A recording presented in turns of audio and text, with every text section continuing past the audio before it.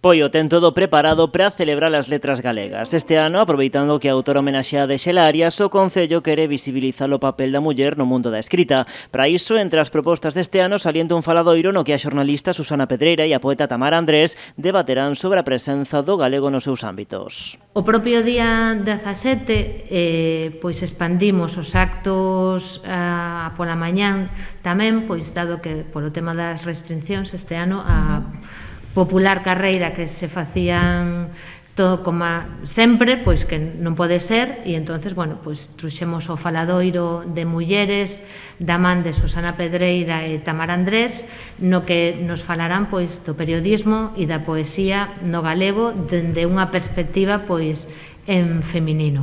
Unha perspectiva feminista que tamén estará presente na entrega de premios do concurso literario Xaime Illa. Participará un colectivo do IES de Pollo, de unha asamblea feminista LGTB, son unhas rapazas que están facendo un traballo pois moi importante, moi interesante no centro educativo, e as convidamos pois a facer un recital poético con poemas de Xela Arias para completar o acto, e irán acompañadas do dúo Xarima. Na gala entregaránse os galardóns deste ano e tamén os do ano pasado, acto que tivo que adiarse por mor da pandemia. Este ano entregaremos os do ano pasado que quedaron aí pendentes e os deste ano, no cal temos que decir que hubo unha gran participación, un total de 112 traballos entre poesía e relato curto, e bueno, que agradecemos a todos os participantes, e que o fallo do xurado foi onte pola tarde noite,